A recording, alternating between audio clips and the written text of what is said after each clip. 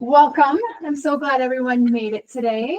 You were the warriors that came and showed up, so yay.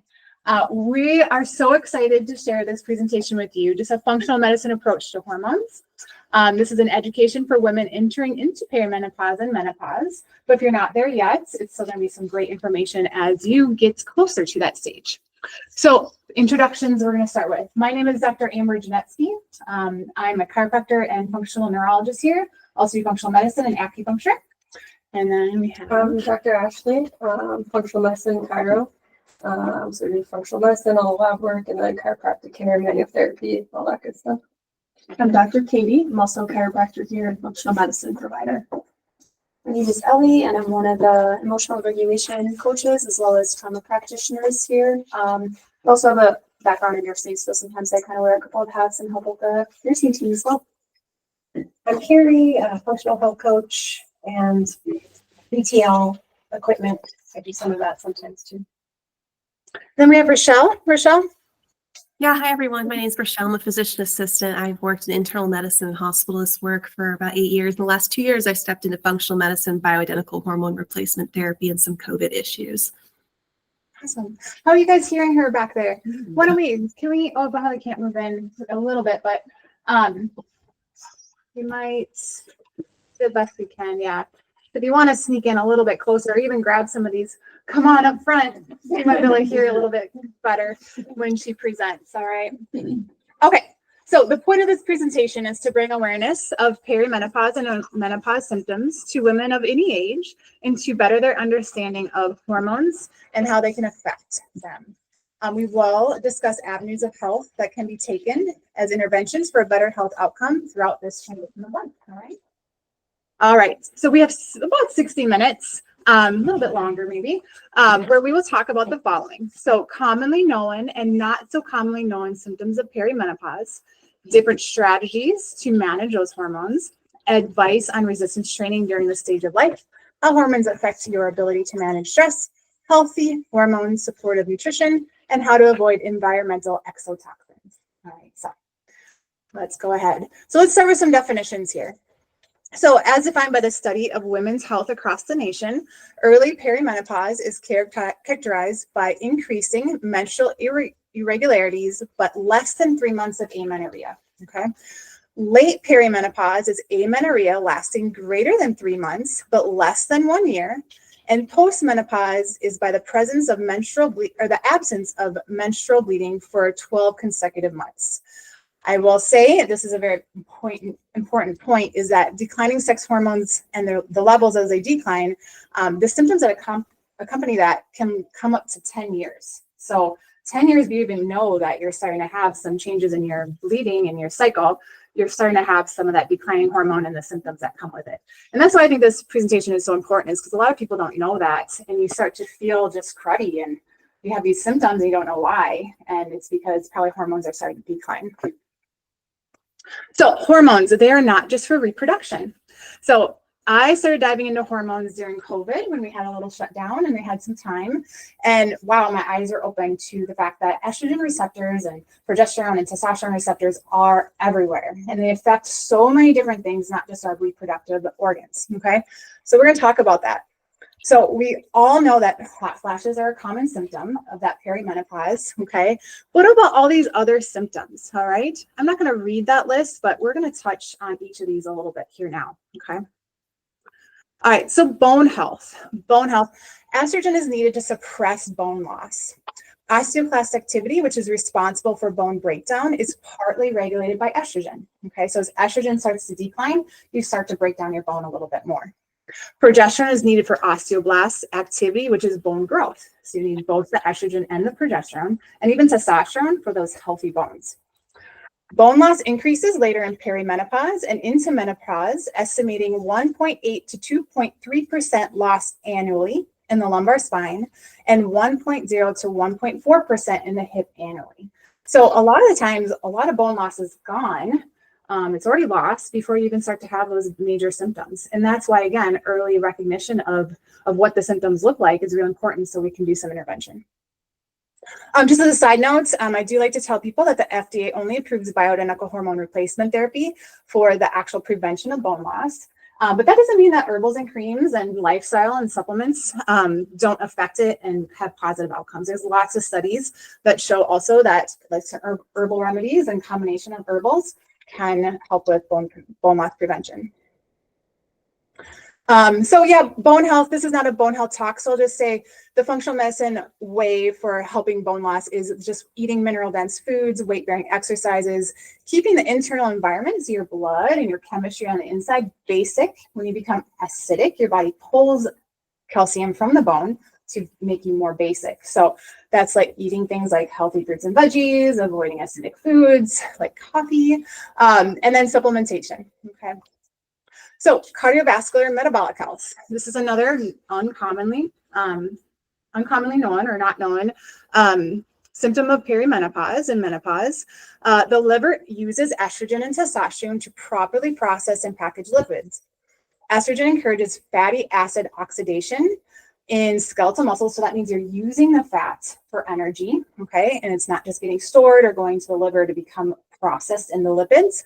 And then estrogen reduces visceral fat accumulation. So that's why women, when they're making hormones, usually have the fat more in their hips, not in their belly, where men are more likely to accumulate that visceral fat. Well, as women enter into perimenopause and menopause, we start to collect here. And that's actually a cardiovascular disease risk marker. And so again, another reason to improve estrogen levels. Lipid levels can slowly climb as sex hormones decline despite diet and exercise intervention. So I see this a lot on labs. People are doing their diet, their exercise, everything looks good, but their lipids are still rising. And they're like, well, what's going on? Well, it's because likely they're entering this stage and estrogen is not supporting that healthy lipid level. Estrogen affects insulin sensitivity as well.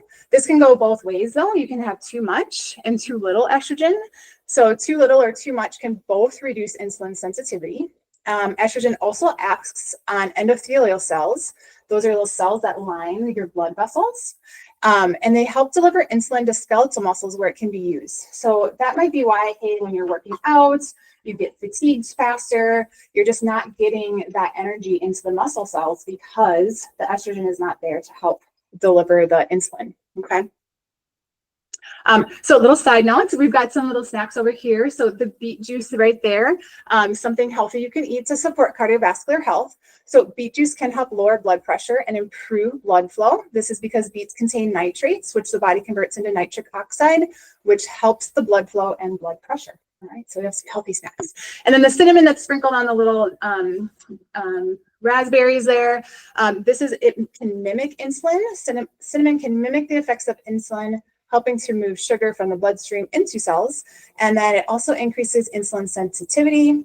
It makes insulin more effective at moving sugars into the cell. So some fun little facts there. All right, so mitochondrial health, also affected by estrogens, because guess what? There's estrogen receptors on your mitochondria as well, okay? So in one study, female mice with muscle-specific estrogen receptor alpha knockout, so that means they remove the estrogen receptor, they have insulin resistance and muscle lipid accumulation due to abnormal mitochondrial function. And so there are estrogen receptors on mitochondria DNA, and activation leads to improved energy production. So again, why do we start to feel tired a little bit sooner, a little bit more fatigue? Estrogen could be coming into play there, okay? And that's a little picture of a mitochondria. So if you didn't know, mitochondria are your powerhouses. They make your ATP that your body runs on, okay? Well, what does that mean for our brains though? All right, our brains need ATP to function. All right, so in the central nervous system of men and women, specific estrogen receptors have been shown to localize in mitochondria in the frontal lobes. This is your big part of your brain, and your hippocampus. That's where your learning and memory is housed, okay? So, so that is just confirming an implication of estrogen in controlling memory processing and cognitive functions via energy supply. So further studies have shown that estrogen plays an important neuroprotective role during the aging process, in particular through their beneficial impact upon mitochondrial metabolism. And they like to just point out, moreover, females live longer than men. It's kind of random, but anyway. So again, who's experienced brain fog? Okay, yes. And remember, like, I can't remember why I came in the room. I'm starting to forget people's names. A lot of women, as they start to enter the stage, start to notice this, and this is part of that reason, okay?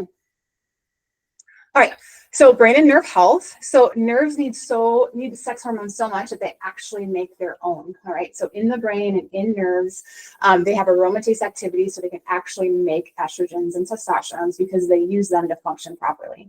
So again, just an indicator that it's not just reproductive health. We need these hormones for other reasons.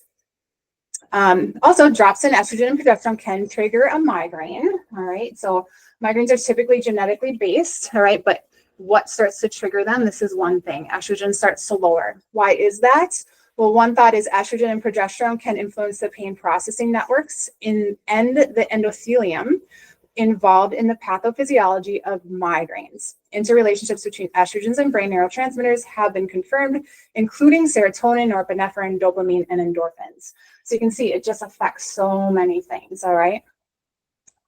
So also visual changes are going to occur due to drops in sex hormones.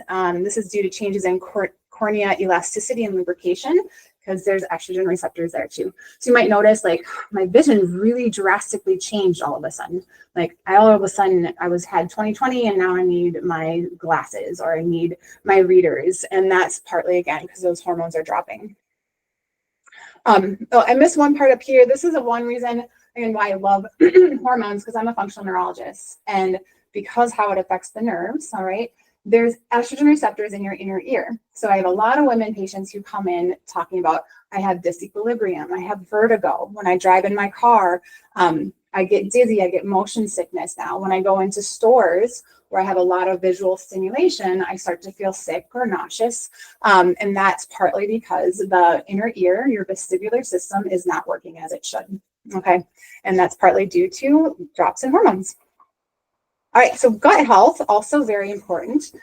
So there's actually the estrogen and progesterone affect gut peristalsis. And also, as we enter into perimenopause and menopause, there's a change in gut microbiome. So there's a decline in healthy bacteria.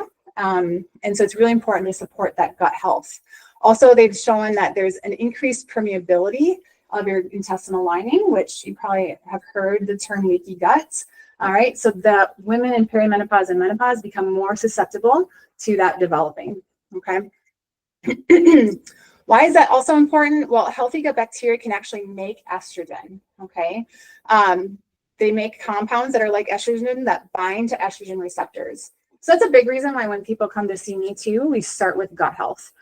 Whether you're doing bioidentical hormone replacement therapy or doing more of the functional medicine approach, we want that healthy gut because if the healthy bacteria are making estrogens, your levels are going to stay better, okay? So, and then thyroid health. So estrogen is like Goldilocks to the thyroid. You don't want too little and you don't want too much. Estrogen stimulates thyroid tissue proliferation, which means it increases the cells and proliferates them so you can make more thyroid hormone. Same is true though, a lowering of estrogen can cause a consequential lowering of active thyroid hormone. All right, so that just doesn't help things when we're trying to keep weight off and keep energy up, maintain our hair. We want to keep the thyroid hormones healthy, and estrogens can help with that. Another side note, we have some Brazil nuts over here. Brazil nuts are one way to get some selenium. Just 2 Brazil nuts a day can give you selenium that you need to help support the making of active thyroid hormone, all right? We also have some supplements like thyroid complex, and we have some other ones that support the making of thyroid hormones. Skin, collagen, muscle, and hair. Estrogen receptors, all right? So collagen cells have estrogen and progesterone receptors as well, and that's why our face starts to sag a little bit as we get older, because we just don't have that estrogen keeping the collagen healthy. Some companies are catching on to this, so you can actually get lotions and creams that have estrogen and progesterone in them. I don't know why it's not talked about more as a thing to do, but yeah, that can actually stimulate those collagen and those estrogen receptors on the collagen. Sex hormones are needed for keeping that skin elastic. And that has to do with also like tendons and muscles. So your tendons, you might start noticing you get tendonitis really easy. You don't recover from your workouts as nice. And sex hormones are part of that as well as they lower. Muscle cells thrive when there's enough sex hormones, especially testosterone. All right. So sarcopenia, which is a muscle loss, happens as we get older, and helping support these hormones is a way to help prevent that. And then estrogen can block and reduce the number of androgen receptors and prevent male pattern balding. Also like facial hair. Okay, so there's some people either genetically they have different receptors that are affected more dramatically, so you get facial hair and you start losing some of your hair. Well, keeping estrogen levels up, sometimes even topical application, can help prevent that. And then libido and vaginal health.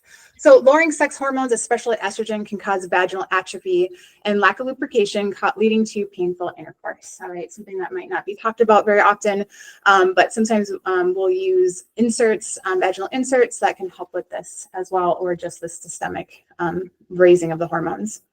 And then lowering sex hormones, especially testosterone, can cause a drop in libido. That's probably well known, but yes, it happens.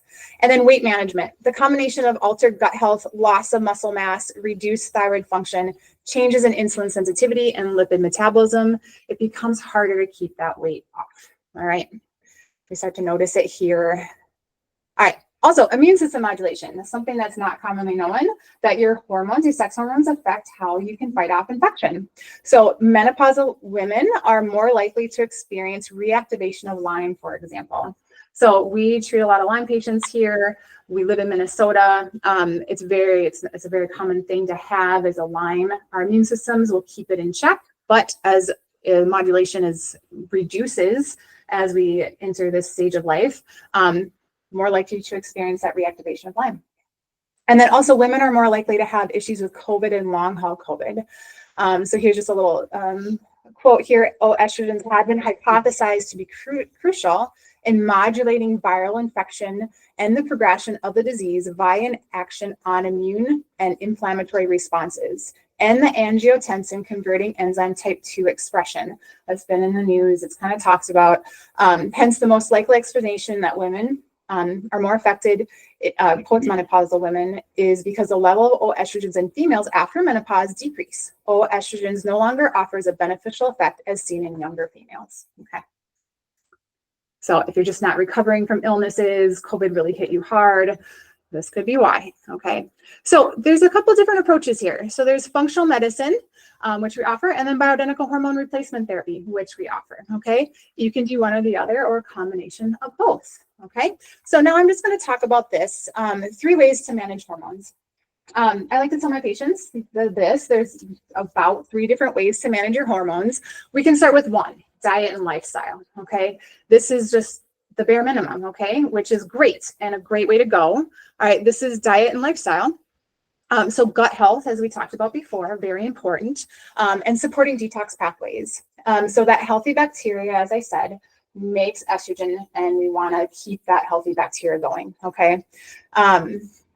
And then fruits and veggies. So fruits and veggies actually have phytoestrogens in them. Those phytoestrogens can go and stimulate the estrogen receptors. So keeping a good healthy diet, I tell people to shoot for about 4 to 6 organic veggies per day, keeping fruits to about 2 or less a day to keep that sugar content down. But that's a way to increase your natural estrogen load. Okay. What this also does is it feeds the healthy bacteria. Okay. So you're getting a 2 for 1 here. You're feeding the healthy bacteria, they start making your phytoestrogens, okay?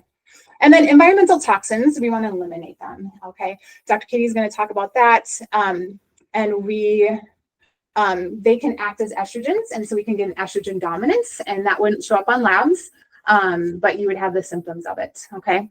And then meditation, prayer, which we'll also talk about how that can be a benefit in this stage of life. And then exercise, which we'll also talk about a little bit later. The second thing that we can do are herbals and creams. Okay, lots of herbal combinations out there that have been shown to stimulate the estrogen receptors. In my experience, this has been really helpful in people with the vasomotor symptoms. So these are like the hot flashes, okay, or just feeling low, fatigue, that kind of thing. Excuse me. What I explained to you is, in my experience, it's a little bit more of a subtle effect. Like, I do feel a little bit better on these compared to the bioidentical hormone, which we'll talk about later. That's a little bit more of a substantial change. Okay. But yes, and then over-the-counter creams would be something like a progesterone or estrogen cream. And then the third level up is bioidentical hormone therapy, replacement therapy. Here's an example of a herbal support that we have. It's got these things in it. That Estro 100 is a researched blend that's shown to help with vasomotor symptoms, all right? And then ashwagandha can help with the stress response, and black cohosh can actually stimulate estrogen receptors as well. So we've got some different options, and we have a lot more than these as options too. Sometimes it helps some people, certain ones help some people, and then another group of people will be helped by other ones. So sometimes we have to try a couple different before we find one that does the trick for you. Excuse me. And then over-the-counter creams, Estro Pro cream is just estrogen and progesterone combined together. And then Profeminal cream is just progesterone. Again, these are something that you apply topically about twice a day, and it can help just with some of those symptoms, okay? Again, it's not going to be as dramatic as bioidentical hormone replacement therapy, but definitely can be of help.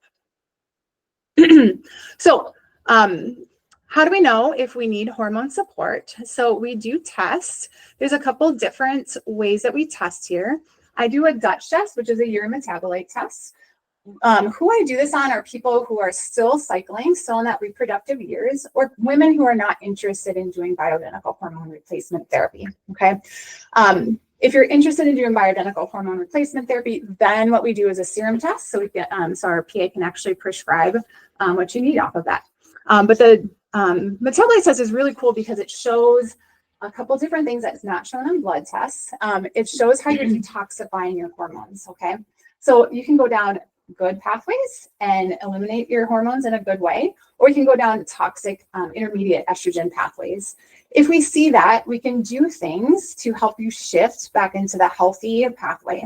Those unhealthy pathways, they're called the 16-OH and 4-OH pathways. They actually cause things like endometriosis, fibroids, ovarian cysts, ovarian cancer, breast cancer. So if we see that, we can do things to help shift them over. A couple things that I'll use is resveratrol or glutathione, sulforaphane. Those are things that can help you detoxify. And then things like DIM and calcium D-glucarate can shift you down into the healthy pathway, okay? Also making sure that we have good methylated B vitamins to help you detoxify even further and get those hormones out of the body. Any hormone, any estrogen metabolite, we don't want lingering. Even the healthier ones, we still want to make sure that they're getting out of the body. And that's where it is kind of nice if we have both of these tests, especially if you are going to do bioidentical hormone replacement therapy, to know which pathways you're going down so that you are being supported in the right way as we increase those estrogen levels, okay? All right, so what we're going to move on to now is Rochelle's going to join us, and she's going to talk about what she does with bioidentical hormone replacement therapy. I'm going to try, without disconnecting you, Rochelle, Yeah. I'm going to try to shift you a little bit forward. And I'll try and vocalize. You guys tell me. Can you hear me okay if I speak at this kind of loudness or decibel? Can you go any louder, Rochelle? I can get close to the camera if you guys don't mind. And Yeah. Just you'll see my face. That's okay. Yeah, that's a little bit better. Is that better? Okay. Yeah. Yeah. So my name is Rochelle. I'm the physician assistant with the Synapse team. And what I wanted to speak to, Dr. Amber did such a good job of telling us about the versatility of, our hormones and the functions that they have available to us and why they're so important for mitigating risk down the road as we advance in age and preserving our quality of life. But bioidentical hormone replacement therapy, I want to talk about a little bit what it is, because there is a lot of misnomers and a lack of understanding in some areas. Did I freeze, Amber? Nope. Good. Okay. So wanted to talk about how it can help you. So we're going to talk about what is it, who's it for, what's the process of getting involved with it, and then some additional resources that you could take home today to be doing your own research about it as we move on. So next slide. Bioidentical hormone replacement therapy. I want to talk about the nuances in the terminology. So can we go to the next slide, Amber? So it is naturally sourced. When I talk about bioidentical hormone replacement therapy, it is naturally sourced, but it is also synthetic. So what we're referring to about the bioidenticalness of it is that the chemical structure that we are harvesting from usually a yam or a soy-based plant is called diosinogen. And we take diosinogen as our precursor to sex hormones, and we manipulate it into estradiol, progesterone, or testosterone. So it is derived from something of the earth, but it is chemically altered to mimic what is already in your body. Now that's different than what the primary care model and the OBGYN will traditionally use. The primary care model and the OBGYN will use something that is commercial grade. It's totally pharmaceutical. It does not have a component of bioidenticalness to it. Where it's largely derived from so that they could have patented it and make profit off of it is usually horse urine metabolites called Premarin or Prempro or Provera is usually what you'll hear of. So they are two different things. And why this is so important to know is because the research, when tested on humans, on females for perimenopause, postmenopause, and premenopausal females, there's different outcomes. So for example, progestin from the, let's call it commercial products that your primary care and your OBGYN might be more versatilely using, that does stimulate and increase the risk of breast cancer long term. However, bioidentical progesterone and bioidentical estradiol do not. And that's because of the mechanisms and the way that those two molecules, they're different than each other and they're metabolized differently within your own system. So for the purpose of Synapse, and if you're ever interested in bioidentical hormone replacement therapy, we are going to be used natural but synthetic, similar chemical, exact same chemical structure as what your body is used to, because the research that's done in that manner shows that there is no harm. So I wanted to let people know about that because that can get confusing.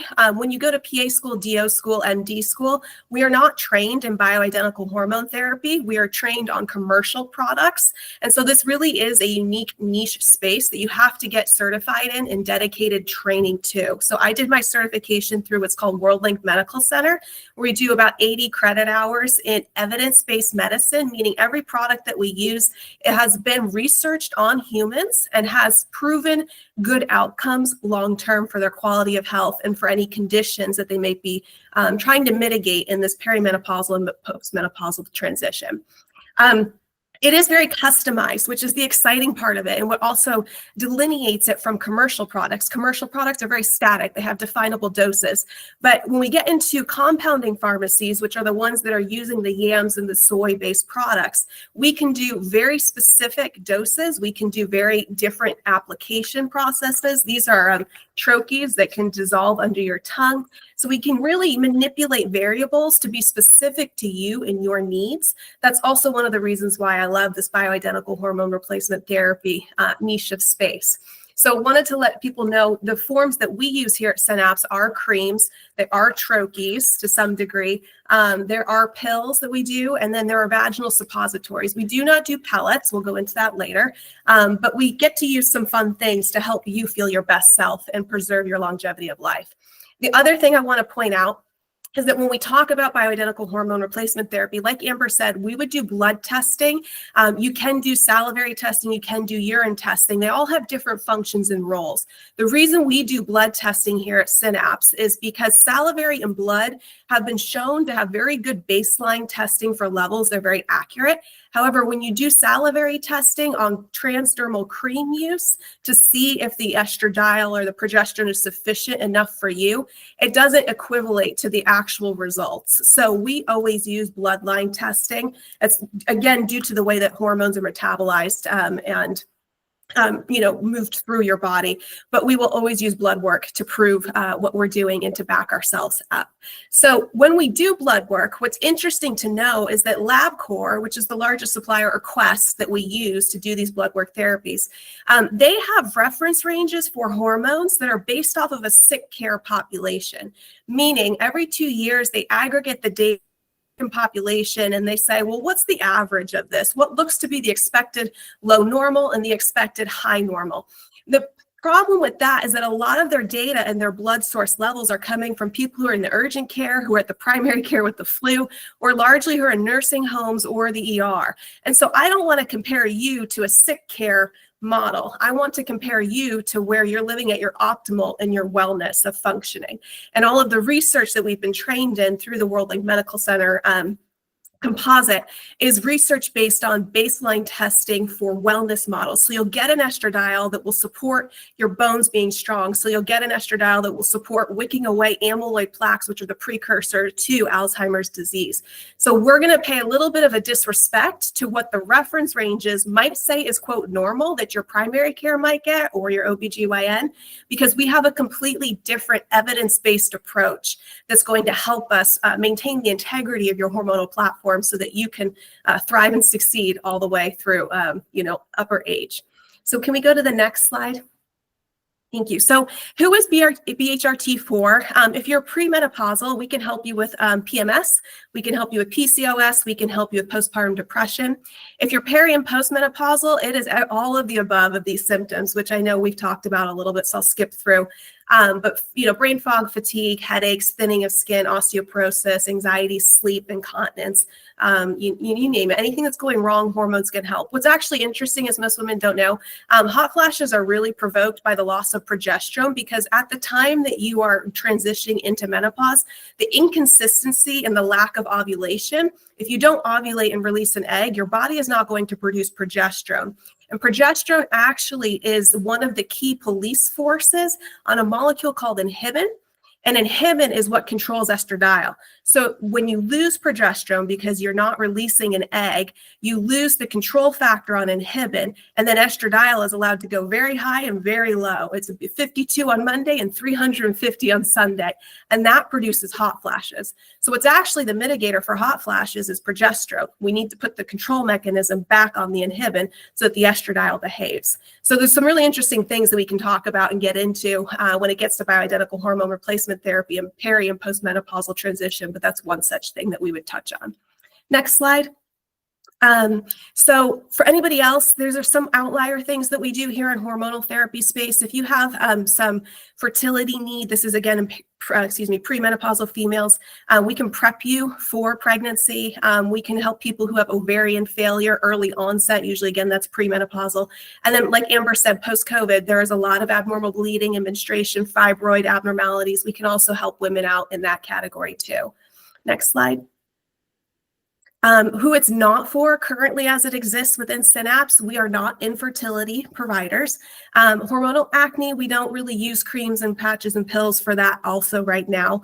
And then anyone who's had a hormonally dependent cancer, so right at this exists like breast cancer, ovarian cancer, we don't currently treat those women who have active cancer or who are survivors at this time. There are providers who do, it's just not within the wheelhouse of Synapse today.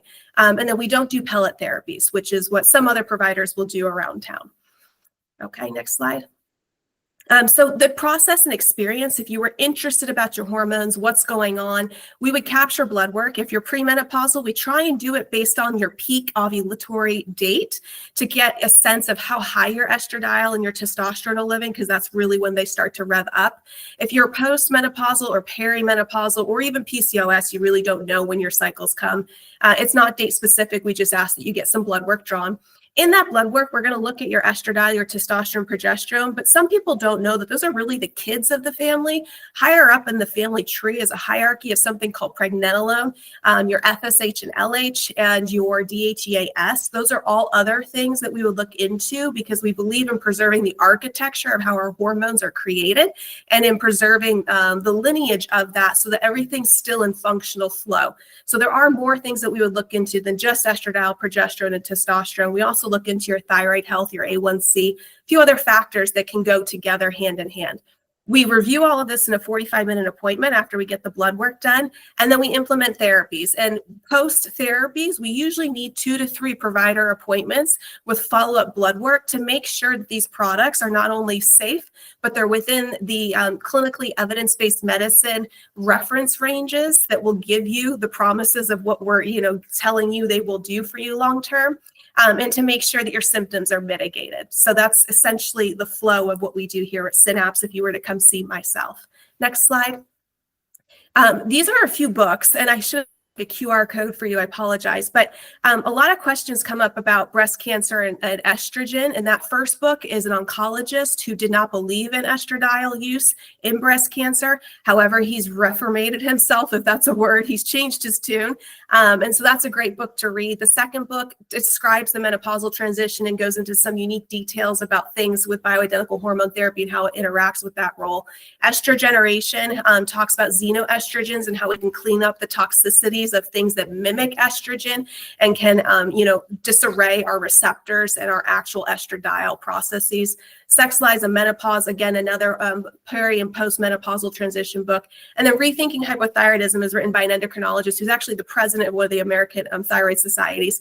And he talks about the way that we do functional medicine thyroid approaches that is different, again, than the primary care model understanding. So that's essentially, I think, all that I'm talking about right now today, but I'll be here for questions because I just wanted to give you guys a nutshell of what hormone replacement therapy is and offers you here at Synapse if you were interested in looking into these things. Awesome. Thank you, Rochelle. All right. How are you guys doing? Good. Okay. All right. Good. Good. We'll have some time for questions at the end, but we're going to keep plugging along here. All right. Yep. All right. Resistance training. So I'm just going to touch on, of course, the resistance training in perimenopause through menopause. So what is resistance training, right? Resistance training is anything that's load bearing. So ideally, anything using weights, bands, really anything to strengthen those muscles. In terms of bone health, this is going to be super important as we transition to menopause. So as we get older, as we know, bone mass has a tendency to decline as our hormones also drop. We can actually increase our bone density up to 3% per year just by resistance training alone.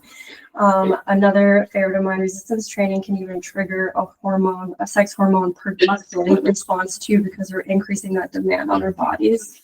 To avoid sarcopenia, aka muscle breakdown as we age, we need to build muscle mass. So we need to get a head start on this as soon as possible, but it's never too late.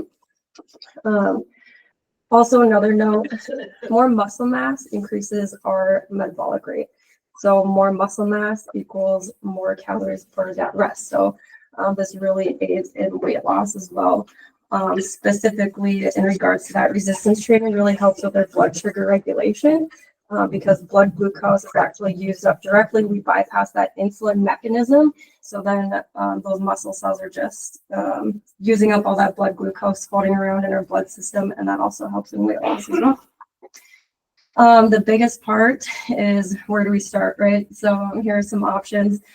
First and foremost, here at Synapse, we do have an 8-week exercise program.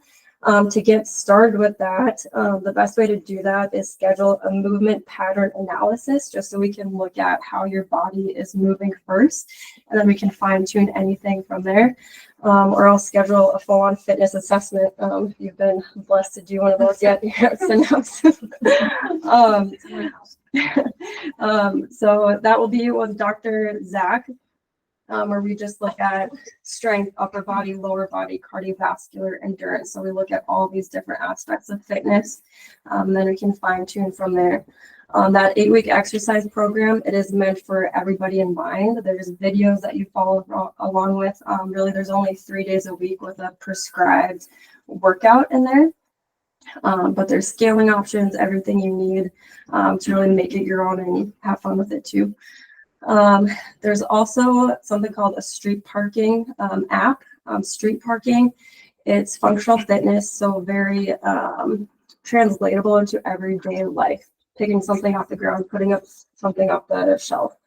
So very useful in everyday life. So functional fitness, it's at-home programming, again, for all levels. So you can choose what level you fit in with and then go from there. A third one, probably the most relatable to this topic today, it's called Empowered by Daughter, and it's a training program, very functional movement designed with resistance training in there. Really designed for anything through post-menopause to, again, all fitness levels. And then also just getting a trainer at your local gym. So if you already have a fitness center that you go to, just ask about personal training. Sometimes people just need to get a personal trainer for 2 to 3 months and just kind of know the ropes, get comfortable within the gym. And then from there, you can kind of transfer into maybe a street parking app or something where you can take it as your own and kind of do it at your will. And then lastly, kind of my favorite things that has stuck with me, it's not about motivation, it's about discipline, because there's a lot of days after work where I do not want to go to the gym. I'm so tired, fatigued, whatever it might be. But 6 o'clock, that's my time. I know I need to be there. People are expecting me to be there too. That's the perk of doing class workouts, because people are expecting you there. My favorite part about class group setting workouts too is it creates a community. Community is super important, especially as we age, to just really important for our mental health. But yeah, that's resistance training. Awesome. Thank you. So, all right, how are we doing? Good. I'll have you guys, if this is just a great opportunity to move your head, shake out your body, take a deep breath. We'll go through my thing. If you need to stand for a second, there's definitely an invitation to do that, but I'll go through my slides and then we will take a break. So just to kind of let you guys know where we're all at. All right. Maybe I'll stand here. Am I clicking the middle button? Do this one. All right, so I'm going to talk about stress and hormones and what impact that has on our brain, as well as our mental health, our emotional health, and relationally to ourselves, to others, to God, how everything gets affected with hormones as well. So we talked a lot about estrogen, progesterone, some of our hormones. And one of the hormones that affects our brain or our stress level is actually cortisol. So during perimenopause, and especially over time with menopause, our fluctuating estrogen levels, so they're going up and down, and there's so many factors changing them, it actually makes our body more sensitive to stress.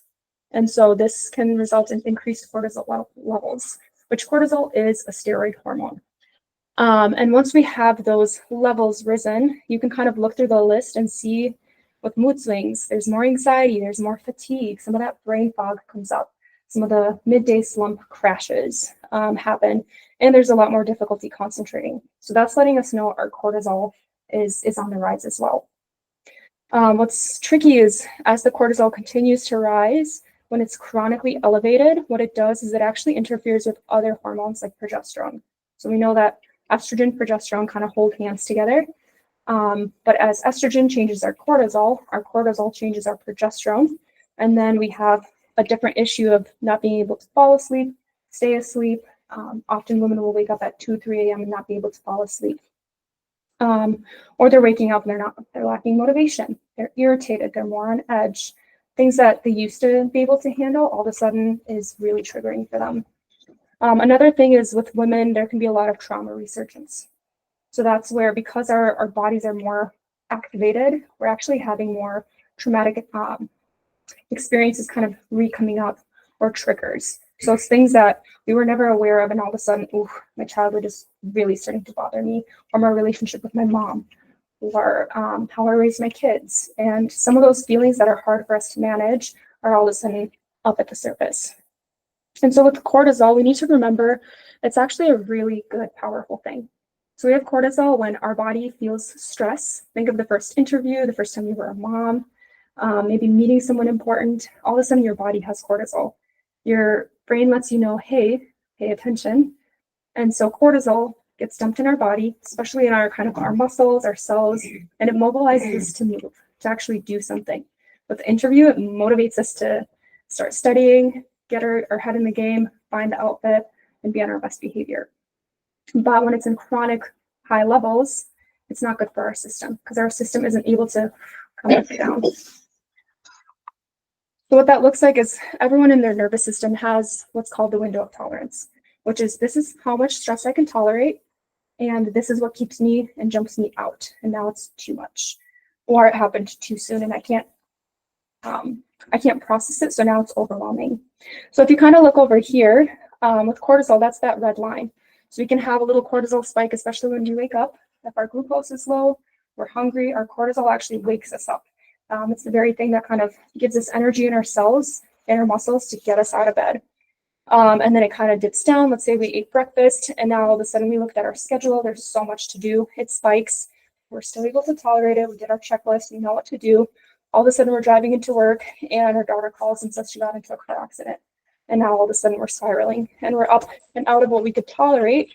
And now we're in what's called hyperarousal. And I'll kind of talk about those two states. But now we're not in our window of tolerance, which is kind of like a stretchy rubber band. Cortisol helps us stretch it and grow it. But now we have so much cortisol, we can't quite process it. And now we're in what's called a either trauma response or a coping mechanism or in that fight or flight. And so how we know if it's hypoarousal is, if you think about it, we kind of have like a gas or a brake pedal. So cortisol is kind of pressing on that gas and we're moving into action. Eventually, if we're constantly moving in action, a lot of women are doers, workers, do more, try harder. Eventually our body can't keep up. And then it's looking for the brake, but often we can't find the brake. And so we actually get stuck in what's called outside of the window of tolerance, and we can't quite find our way back. And so what's tricky is with fluctuating hormones, it actually creates more sensitivity for us to get out of that window of tolerance where we can regulate and stretch and change and go back. And instead we get stuck in outside of that window, and it actually shrinks our ability to be resilient and kind of stretch and grow our capacity for stress. So this is, I'm not going to go through all of it, but in the middle is the window of tolerance. So it's kind of when we're feeling present, we're connected, we're enjoying ourselves, we can be authentic with others. And then in hyperarousal, it's more of that fight or flight response. We're more on edge, we're angry, we're irritated. We might have even suppressed anger. And now that looks like doing more, not being able to stop and rest. And then hypoarousal, which is when our body is so stressed, or if there's trauma, instead of getting aroused, we actually go into hypo, which is feeling like we can't make a decision. We're feeling more numb, empty, shut down, lack of motivation. So even think about these, in the last week. How did you kind of change out into, when were you within your window of tolerance? What did that feel like for you? When were you in hyperarousal? What did that feel like for you, for your body? And as well as hypo, if you dipped into that and had some of those emotions or some of those sensations. So what's tricky is we kind of talked about the window of tolerance. What keeps us stuck outside of our window of tolerance is actually a lack of compassion. If you were to kind of think of yourself as a container that just gives and takes, and in that container is all of our emotional needs. Very often with women, we give, especially moms, right? That's kind of the nurturing side of you. That's the first step forward every single time. But once you give, and now you're depleted, think about what beliefs you have about yourself. What comes up for you? Is it things like, oh, I'm so selfish for taking time for myself? Or I'm so weak, I can't believe I can't keep moving forward. What's interesting is if we can't have compassion and we actually have that voice of accusation or a harsh inner critic, that's what keeps us stuck. And instead of recognizing that's actually my check engine light saying, oh, I'm depleted, I need to give back so that I can give out of overflow, often our mindset keeps us stuck. And that's where, again, we're looking for that brake pedal. We don't have it. We're not letting ourselves. Because what's driving is that voice of accusation or the inner critic. And so even thinking about yourself, if you're that container, how often are you giving and how often are you receiving? And how easy or challenging is it for you to actually receive a hug, receive a compliment, receive help is a big one. Receive someone saying, oh, just sleep in an extra 5 minutes without feeling guilty about it. And so if compassion is kind of the way back, I kind of think of compassion as it's our path back into ourselves, so we can connect to ourselves, we can now connect to others, and we connect to God so much better. And what's interesting is with connection, there's actually a hormone that actually helps us connect. And so oxytocin is called the binding hormone or the love hormone. And that's what helps us find our path back into compassion. So when we receive a hug, when we see someone we really love, when we're having dinner in a circle of belonging and trust and comfort, that actually stimulates oxytocin within our body. And so it's very vital to have social connection, some of that nurturing, those nurturing relationships where we can ask for a hug, we can ask for support. It's vital during perimenopause. because oxytocin helps mitigate the stress. It's kind of like a buffer or a shock absorber for some of the stress and cortisol. And so again, that looks like petting your dog, asking for a hug, even doing a self hug. Often I'll teach clients doing one under the armpit, one over your other arm, and just gently swaying yourself and giving yourself some of that feedback. So what that does is it helps our body actually communicate to our brain, stop dumping that cortisol. And then same with, we kind of talked about libido and sexual health. Very often with perimenopause, menopause, that goes completely out the window for a lot of women. And so a lot of women need more oxytocin. They need more of that just physical intimacy without always the sexual intimacy. And that can also be affected because of high cortisol, oxytocin. And so what's tricky is cortisol and oxytocin have an inverse relationship. So when we have a lot of cortisol in our body, it actually suppresses our ability to produce oxytocin, makes it harder for us to feel connected or feel calm. Think about when you're angry, the last thing you need is a hug from someone, right? That doesn't feel soothing anymore. Whereas with increased oxytocin, when we create habits every single day that give back, instead of depleting ourselves or constantly finding ways to connect and support ourselves, what that does is, again, it creates that buffer. And it's important because oxytocin has a very short life in our body. So within seconds to minutes after you got that hug, it's no longer in your body. Oxytocin spikes really quick and it leaves our body really quick. So that's why we talk about you need 8 hugs a day, right? We need a lot of attention, support, connection in order to continue stimulating oxytocin. So what that looks like is, again, if we have judgment, or if we have a lack of compassion, it's hard for us to get that oxytocin. The first step back into that window of tolerance is actually connecting to ourselves. So an exercise that I teach that I'm going to kind of walk you guys through as well, something that I use actually every single day that's helped my mental health, it helps a lot of my clients, is what's called hand on heart. So I'm going to invite you to just take one of your hands, place it on your heart. Maybe really slow down your breath here. Maybe feel the temperature of your hand against your heart. If it feels soothing, you can close your eyes or lower your gaze. And as you do that, I want you to just ask your heart, how are you feeling right now?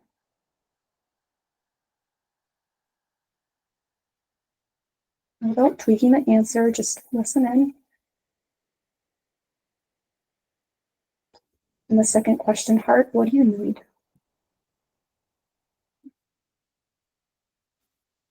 Maybe it's a phrase, maybe it's an action, a feeling.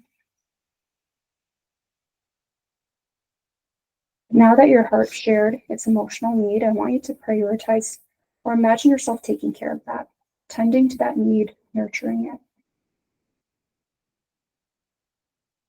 Taking one last deep breath, making it the deepest breath of the day. Exhale, you can gently let go of that exercise. What we did there is we just found a really gentle path back to ourselves. Because with women, again, we're often scanning our environment for what needs help. Who do I need to give attention to? And this kind of creates a mirror back inward so that we can, again, keep a gauge on where is my emotional health? Where am I creating more cortisol and where can I actually find a path back? Because when we get connected to, I really need a hug today, or I need to slow down, that helps us actually connect to oxytocin more. So once we're connected, the next step is to resource within our body. And that looks like finding anything that soothes or settles you, provides a sense of goodness, it anchors you, it allows you to be in the here and now, so you're not thinking of the past or the trauma or what could have been, or the future of I have all of these things to do.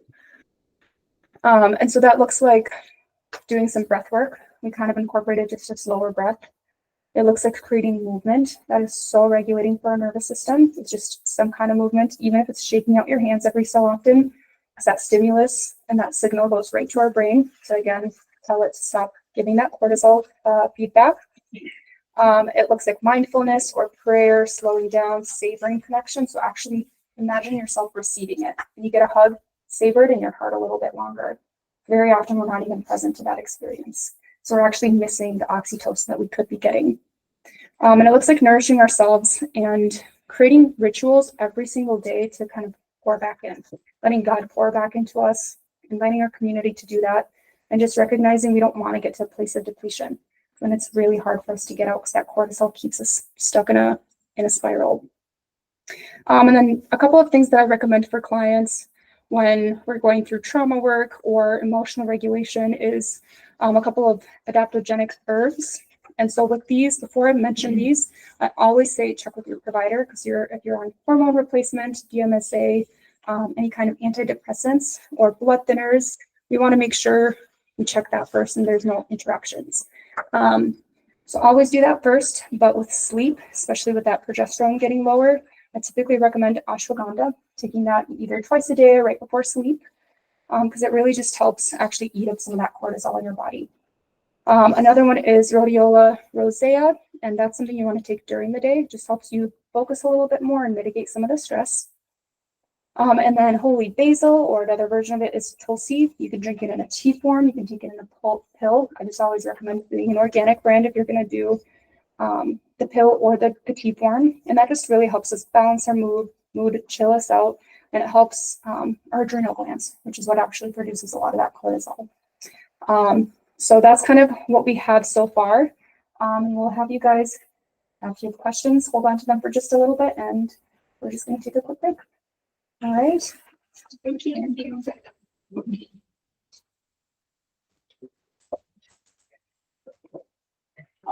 guys want to help yourselves to any snacks? You have a couple of drinks. And then there's bathrooms just right around the corner for those of us you guys who are looking for.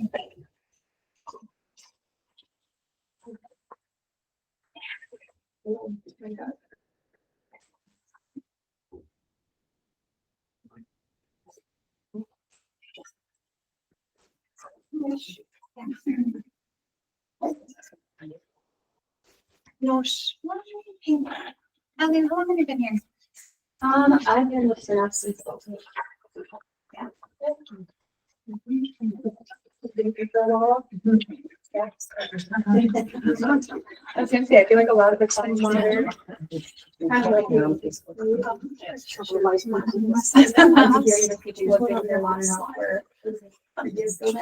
just actually. I wasn't done. Do you want to come?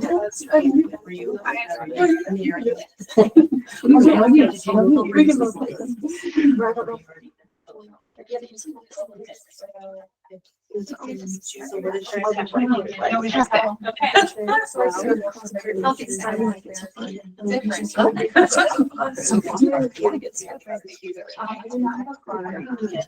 Yes. We're not. Oh, okay. The boys just got here. Oh, okay. The boys are like, okay. To be with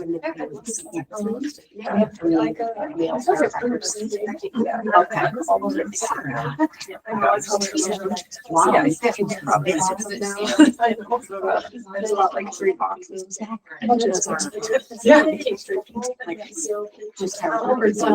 The dark chocolate.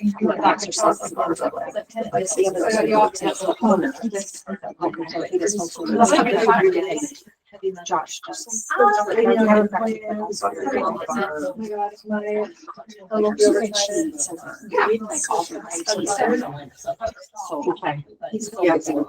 Okay. That's huge need. No, I'm not kidding. I made it. So I have a question for you. It's so wild. What is the adrenal insufficiency? What does that mean? So when It sounds literally just like well, first of all, make cortisol is kind of yeah, and you can like really check and it comes down to stress. Stress thought or stress in our body. Yes, and stress in the Are you just enough to adrenaline answers first, and then cortisol comes behind after 20 minutes and says, I got this adrenaline. So there's a chronic high stress all the time. Oh no, it's a good thing. Yeah. I'm not. No, it's like. Okay, brain streaming and adrenal glands are like Adrenaline, just like, I'm standing back. I can't remember my Or I'll come for a minute. It's like, It's good. Okay.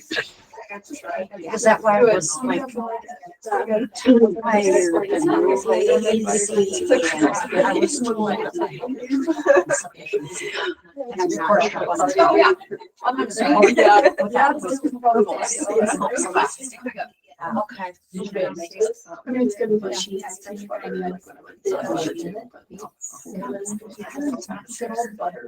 So what test shows if that's come up? Cortisol test. There's a 4-point cortisol test that you can do throughout the day. It's just like you're drinking juice. Okay. One of them, like, just by pH. Yeah. That's good to know. Yes. Yes.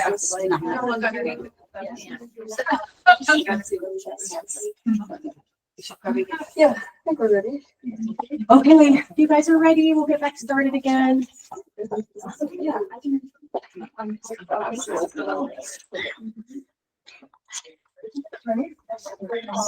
Are you there, Jenica?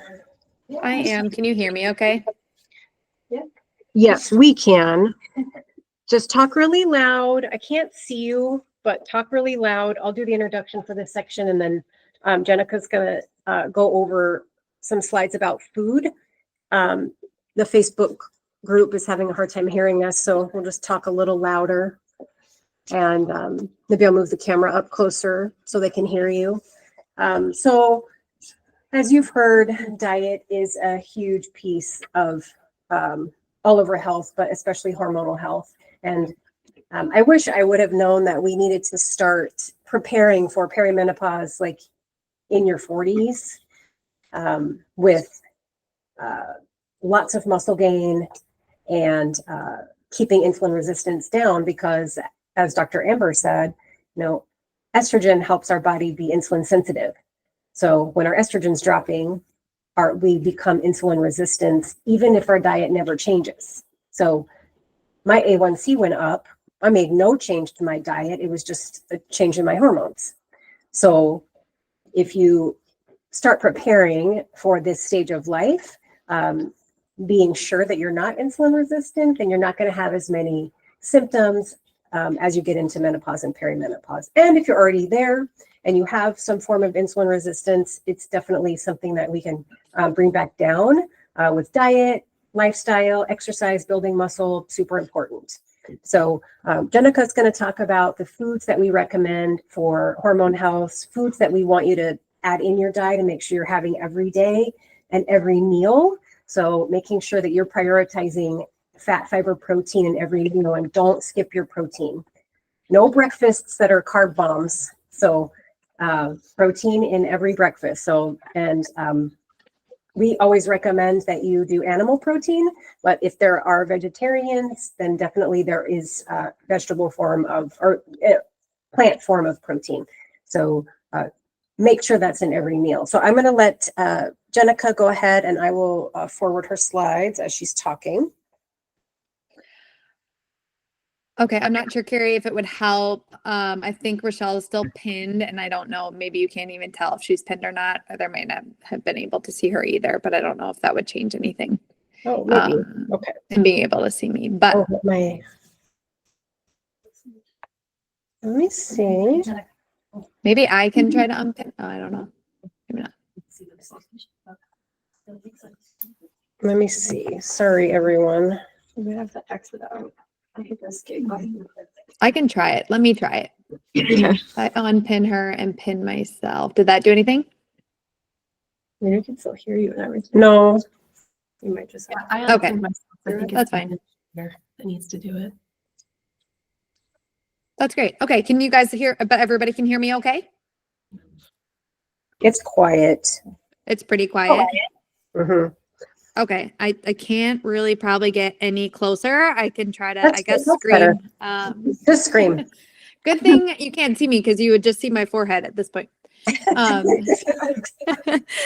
All right. So yeah, Carrie did a great job introducing hormones, and or Amber did, and Rochelle did, and Ashley did, and everybody, Ellie, everybody's talking about really great things with hormones. And now we get to put into our own hands as we literally put food into our mouths. We are going to affect our hormones by doing that. And so, as Carrie mentioned, hormones and everyone else, hormones do fluctuate. And we want to help build our hormones. We want to help break down the hormones. We want to repair and rejuvenate these hormones, and we want to nurture them. And we can do that through food.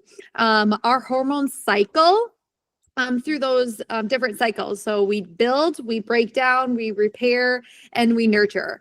And so food becomes really important. It's something that we can really control, and what goes into our mouths. So with that, looking at these 5 areas are kind of good focus points. They're not, there's definitely a bunch of other foods that we can go into as well, but these are really ones that provide vitamins, nutrients, minerals, phytonutrients, antioxidants to keep inflammation down and help our bodies, build, break down, or nurture these hormones. So it's healthy fats, cruciferous vegetables, berries, fish, nuts, and seeds that we'll be talking about today. So the first of them is healthy fats. Probably, again, why it's at the top, one of the most important ones to start incorporating. So as the others had talked about, your bone health and oxidative stress, things like that change with hormones, we can help with eating healthy fats. So things like avocados, olive oil, coconut oil, ghee, grass-fed butter, all things and good quality healthy fats is going to be really important here too. So ridding things like seed oils, canola oil, anything that might be highly processed as far as oils go, grapeseed oil, things like that. So we really want to incorporate some of these good healthy fat oils to get the best bang for our buck, I like to say. So these healthy fats are going to help balance our insulin and make you feel fuller longer. So we talked about that insulin fluctuating. We want to help balance that. We can do that through healthy fats, getting a good portion of healthy fats in every meal. So you can do this by cooking in different oils. You can add them to smoothies. You can add them to salads. You can use them as dips or flavoring enhancers on meats and vegetables. They really do add flavor, and cooking vegetables is a great way to do that. So getting the pan out and just sauteing them in some healthy fats is a great way to incorporate that, or just putting them on top of them at the end of the meal. Next is cruciferous vegetables. So those would include broccoli, cauliflower, kale, cabbage, Brussels sprouts. They help detoxify the hormones. So we talked about breaking down the hormones. Our body naturally is going through this cycle, and it needs help breaking them down. And so we can help detox those hormones, specifically estrogen, through eating cruciferous vegetables. We can add them to salads. We can add them frozen in smoothies. Really easy to do that. Frozen cauliflower is a great one to add like kind of a good texture to, or cooked as a side. So pretty simple ways that we can get those in. Berries are next, everybody's favorite. Blueberries, strawberries, raspberries, cranberries. Berries are a fantastic fruit.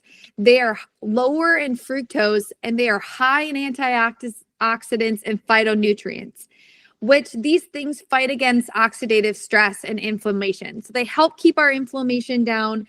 They're also higher in fiber content as a fruit. So they're contain fiber, which helps balance the fructose as well. And we want to include fiber in our diet too, to help with bowel movements as well. And we can add them to smoothies. We can pair them with a handful of nuts, or we can put them on top of salads. They're just great ways that we can incorporate those into our diet. Next is fish. So salmon, sardines, mackerel, these are higher fatty fish. So this kind of goes along with the healthy fats. These fish are rich in omega-3 fatty acids. They're similar to the fats like we talked about. Fish can lower inflammation and they can keep you fuller longer, just like those fats. So great things to incorporate. We do like to mention sticking to lower mercury fish. That would include these ones that I listed here. And so just always checking the mercury content in your fish. Cod, shrimp, sardines, like all these that I have kind of pictured funkily on the side. They would be great things to incorporate at least 2 or 3 times a week into your diet. They're high in vitamin D and selenium, which are important for hormone and thyroid production.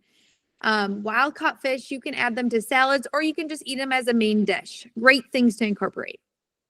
Great foods to incorporate, I should say. Next is nuts and seeds. Nuts and seeds would include things like Brazil nuts, cashews, pine nuts, pumpkin seeds, sunflower seeds, flax seeds, chia seeds, hemp seeds, the list goes on. But these are rich in magnesium, zinc, and selenium. These are really important for hormone and thyroid production as well. And we kind of best choices for nuts and seeds would be a good organic raw nut choice is always great. You can incorporate those into smoothies. You can put them on top of salads. You can use them as nuts or seed butters. A lot of times, a lot of these nuts also can be incorporated into different dips or salad dressings as well if you blend them. Okay, lastly, I want to talk about getting a balanced meal in. So a balanced meal is going to incorporate protein. It's going to incorporate fat. It's going to incorporate a fiber-rich carb. So protein, we talked a little bit about fish and nuts already, but meat proteins are also really important. Quality does matter. So grass-fed, free range, organic, those are things that are great things to keep an eye out for. And that we talk about a lot in our programs as patients here about where to source these proteins. So proteins balance our blood sugar. It takes longer for our bodies to break it down and turn it into glucose, unlike starches or carbs or, again, fruits, which are under those categories, like higher fructose fruits. So these proteins contain essential amino acids for hormone production. They're rich in iron and B vitamins. So getting a protein-rich meal is really important to help balance those blood sugars because we don't want to cause a spike and then a drop in our blood sugars, and that's what happens through diets. And a lot of other things can cause that too, but diet plays a large role in kind of maintaining our blood sugar levels, which help us maintain good hormone health.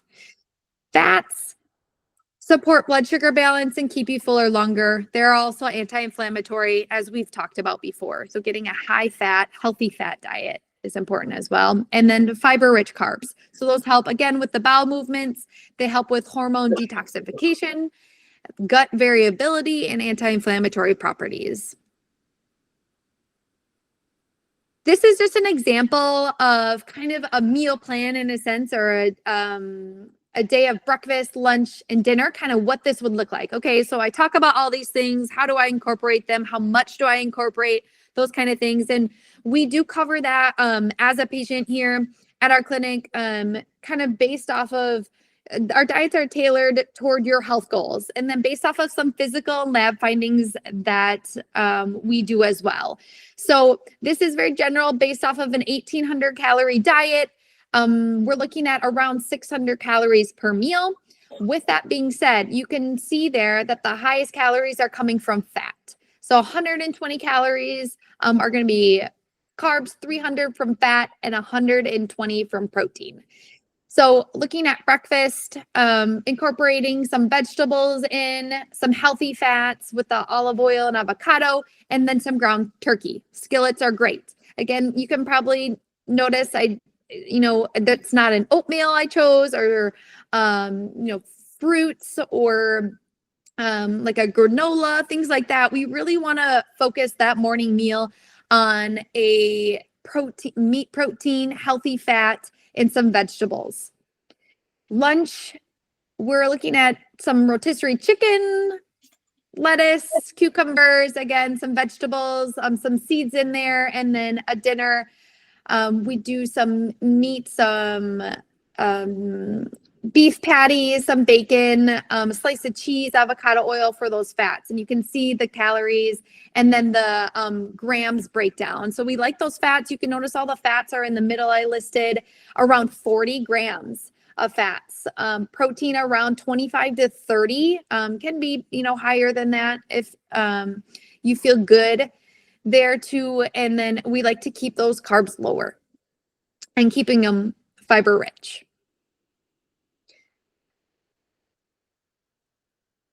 Okay. Thank you, Jenica. Is that your Yeah. last slide? Hopefully you guys could hear me okay. And then I was yelling enough, but Yeah, it was great. Thank Awesome. you so much. And I wanted to say we have a couple handouts. You probably saw them already. A protein portion, so you know how much protein is going to give me close to 30 grams of protein per meal, and then healthy fat sources, in case you question what's healthy fat. Okay, so I know we've given you guys a ton of information today, a lot about hormones and different things you can do. My goal is talking about endocrine disrupting things. So toxins that us women especially are really prone to coming in contact with on a daily basis, and then simple things you can do at home just to kind of reduce your toxin exposure.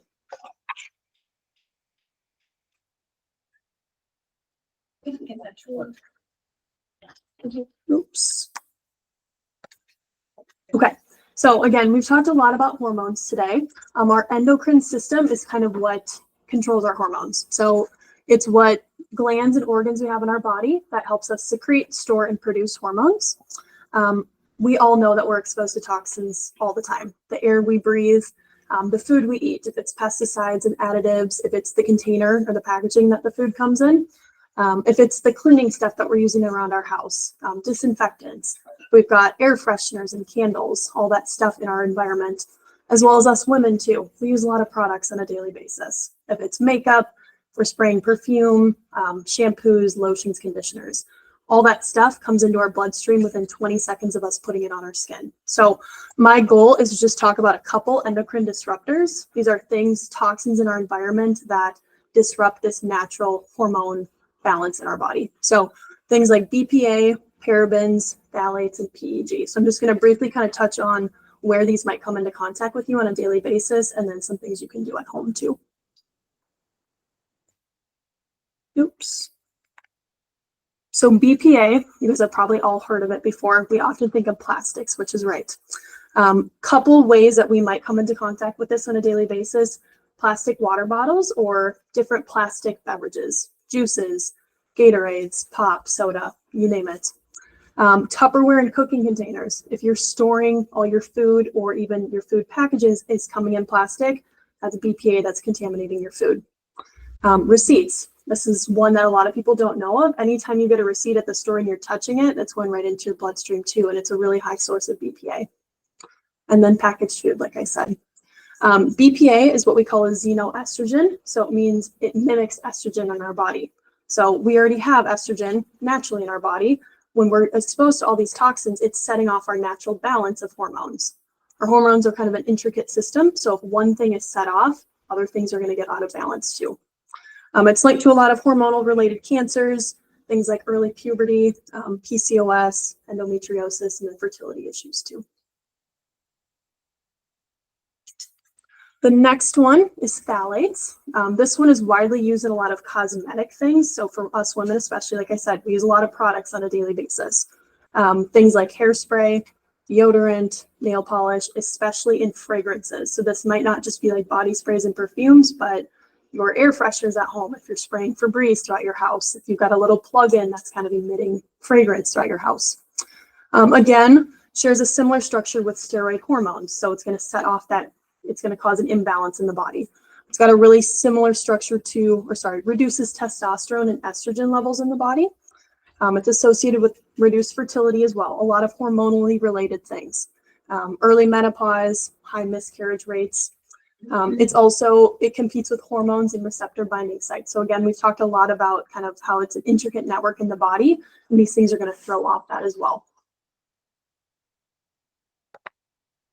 Parabens, another one. You guys probably have seen this in a lot of your ingredient labels of a lot of beauty and cosmetic products, again, unfortunately.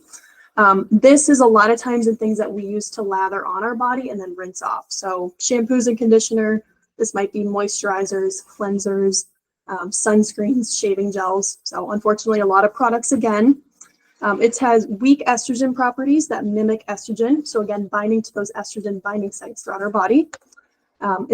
There was a study that showed that it was present in a lot of human breast cancer tissue samples. So again, this is it's a toxic product in our bodies. It's been known to decrease fertility again, affect a lot of reproductive development, as well as stimulate proliferation of breast cancer cells. So it's really not healthy for our hormones.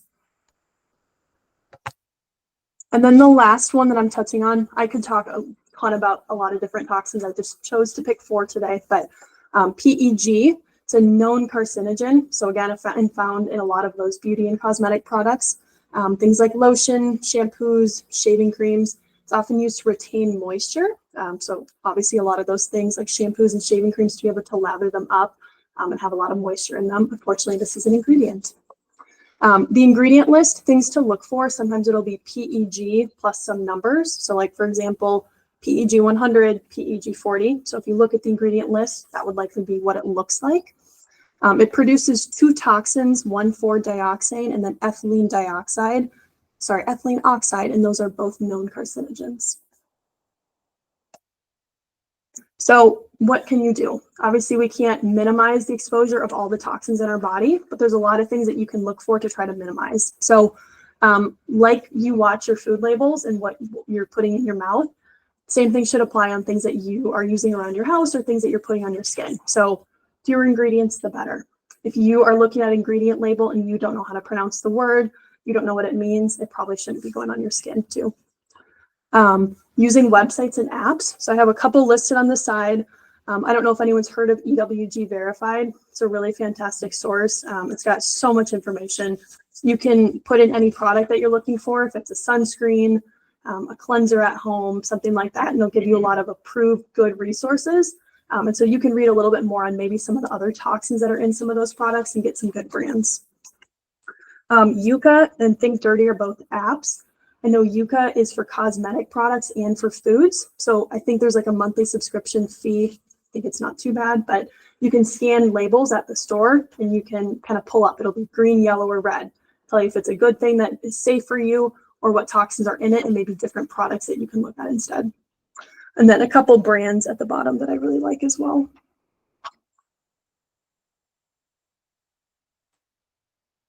And then swaps to make at home. This might come to a surprise to people, but there's a lot of things that you might be sitting in your cupboard or your fridge that you can make for skincare or even cleansers or different things at home. So skincare, for example, things like coconut oil, beef tallow, essential oils for that fragrance, so we're not getting phthalates in us. Raw honey, shea butter, and lots of oils like sea buckthorn oil or argan oil are really helpful. Cleaning stuff, baking soda, distilled white vinegar. You can literally make cleaning solutions for counter sprays or things like that with just really simple ingredients. And then cooking, using stainless steel water bottles, using glasses rather than the plastic. If you can use fresh foods, so you're not getting all the plastics from the packaging. If you can use a cast iron skillet, or we just talked about foods, the healthy fats and how that supports your hormones. So it's okay to use oil when you cook your food so you don't have to use the non-toxic pans. And then these are just some examples. There's so many online. If you ever look them up, there's a ton of great resources. I've made similar things at home, like body butters and lotions. Again, a lot of like really easy, simple ingredients. They're not going to be super expensive to get from the store. Might take a couple minutes, but it might be a lot cheaper from things that you get at the store too. So there's a lot of really good things at home that you can use that are going to be non-toxic alternatives.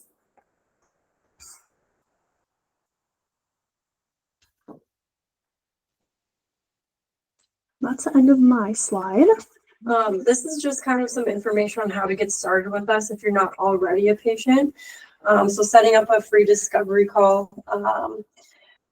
Katie or Jenica will talk to you and just get a little bit more information and put you with a good fit within our clinic in terms of providers.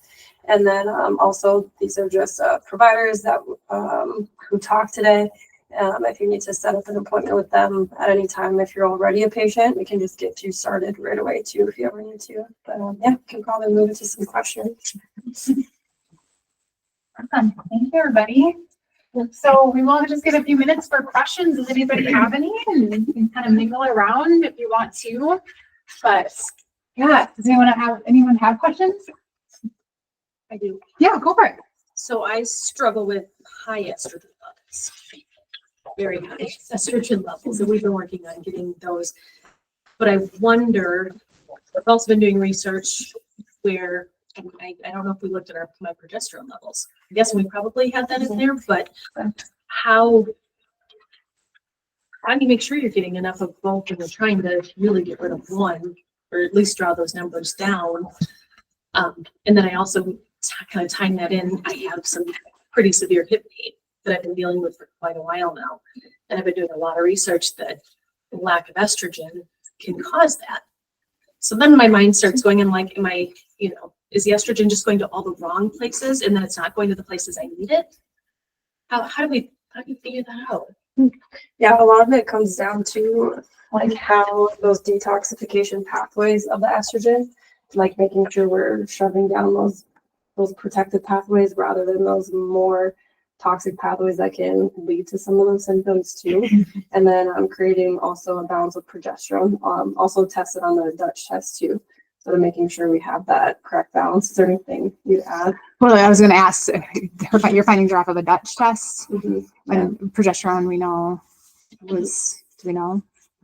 Yeah, Can't I remember. have to look. Yeah. So the balance of estrogen and progesterone is really important. So if it is like a low estrogen, that's where like if we wanted to do some bioidentical hormone replacement therapy or something like chasteberry to try and boost that progesterone a little bit while you support those detox pathways is how you create that right ratio, because you do want the ratio correct. And yeah, for the hip pain, it could be for lots of reasons, not just the estrogen. So if you are high estrogen, it probably isn't because of the lack of estrogen then that's causing that hip pain, but definitely. And the thing is, depending on where your age is and where you are in the cycle and in perimenopause and menopause, testing matters, but it also is a big fluctuation at the start of perimenopause. So estrogens can really go up, they can really drop, and so that can change a lot. And kind of like what Dr. Katie talked about is sometimes we have high estrogen because of exotoxins that aren't showing on those blood reports that can come into play. So always supporting those detox pathways and would be a good thing. Yeah. Yeah. Did I answer your question? Yeah, I think Okay. I'm just really the big question was just how to balance out that progesterone. Yeah. And estrogen when it's like when we're trying to get rid of stuff, it's like Yes. how do we balance it out to make sure that Yep. And those would be a couple of different ways would be chasteberry or that. follow-up testing too. Yeah. Yeah. Good question. Any other questions? Yeah, one. Yeah, Are go there for it. any nuts or seeds to stay away from? Not that I can think of. Did they say avoid seed oils like Mhm. grapeseed oils? Yes. Yep, so it's how it's really processed. So the processing of the seed oils is where it becomes extremely inflammatory to our bodies. But when we eat the foods in the whole forms, it's completely different. Our body recognizes it and actually utilizes it as nutrients. And, we can get those health benefits from the whole form, but rather than like the very processed, compressed, chemically added crap that they put in there to make the oil. Yeah. The only thing I can think of too is we do some seed cycling. So there's certain seeds that promote estrogen and certain seeds promote progesterone. So something that you could do too is I'd have to look at our protocol. I can't remember if it's pumpkin seeds. I think, yeah, there's certain seeds that promote estrogen production and certain seeds that do progesterone. So if you're trying to create a cycle, sometimes we'll have people cycle those seeds through the month. So the first half they're doing certain seeds and then the second half doing a second seed or two different kinds of seeds. So for you, it would be let's avoid those estrogen seeds and let's promote those progesterone seeds either throughout or in the second half of the cycle when progesterone is at its highest. So yeah, but I can't think of any negative seeds off the top of my head in general that like, oh, don't eat this seed. There's a lot of fun seeds that are nuts that a lot of people don't know about. So I know Andy, you had some fun with some of them that I'd suggest, like pili nuts and baruca nuts, high protein, just not common. Lots of protein, lots of nutrients in those. And the pili nuts are a little fatty and yummy tasting, and baruca is a little bit of a heartier nut there. So some things that you can have fun with as we're trying to increase protein and healthy fats. Do you guys really promote the apricot? Yeah, we do. We have some on the shelf back there. And so my understanding, it's like anti-cancer. Dr. Troy could probably talk forever on this. I'm not sure what else the big benefits. Is it mental health? Yeah. Like The one I'm cognitive? familiar with is more so the anti-cancer Cancer. properties of it. Yeah. What is it called? R17 or something? Or, Yeah, B17. Yeah, B17. Yeah. Yep. So yeah, we do. I have a question. That's on the shelf. Is it ever too late to start the HRT? Is it ever too late? Rochelle, do you want to talk on that? Let me jump in. No, yeah. So the answer is no. It's never too late. Did they give their age on there at all by any chance? Or So like later 50s, 60s. okay. Yeah. No, never too late. The earlier, the more, the sooner you'll continue to get the impact of estradiol, progesterone, and testosterone, as they steadily decline. So there are research studies that show that it's beneficial to start right away during perimenopausal transition versus not. However, it's never too late. So that's a good question. Yeah. And Michelle, you can correct me if I'm wrong, but based on the past history research on synthetic, they used to say no more than 10 years past menopause. But now with bioidenticals, that's not the case. It's you can stay on it. Yeah, and part of the reason they say that is because in the Women's Health Initiative trial, again, they were using commercial estrogen and progestin. Because of the risks associated with the commercial products, they said use hormones and only for the shortest amount in the a period of time for which you need them. So again, that study was on on commercial products. It was not on bioidentical products. So that's where that premise of thought and that phrase came out, littlest amount for the least amount of time. That was not indicative of and does not apply to the bioidentical hormone therapies. Yeah, I was just wondering, are there any negative side effects to bioidentical hormones? And then I also wanted to ask about pellet therapy and what is that, or why did you choose not to offer that? Yeah. Absolutely. So I like hormones. So hormones in excess. So for example, when you're pregnant, your estradiol level can shoot as high as 4,000, 5,000. So they're not toxic to you. However, when we have them in excess for which they do not serve a purpose, or when they are in disbalance with one another, you can get, a little bit of a side effect profile. So for example, testosterone, if we overshot it, I would see in you possibly some acne formation or increased, hair, chin, whiskers, maybe a little bit of irritability. Progesterone, if it's can produce some nipple tenderness. Estradiol can do some what we call the 4 Bs, which is bloating, breast tenderness, vaginal bleeding, and then pardon my French, but they use bitchiness as the word to say emotional lability. So we are going to always be doing the blood work in tandem with our therapy so that we make sure we don't dip you into that land. And then some women are just more sensitive to hormones than others are because of their receptor profile and the site that they have. Why estradiol is so important is because estradiol creates the receptors for all of your other hormones to have a place to sit and be functional. So oftentimes I don't start women on just one thing or the other when we're talking about postmenopausal therapy. I really believe in the trifecta of them because they all are a yin and yang to one another in some form and fashion. But to pellet therapy, why I don't do it, and I don't have anything against it, it's just that it's a static loading dose. So it's inserted into usually your buttocks region.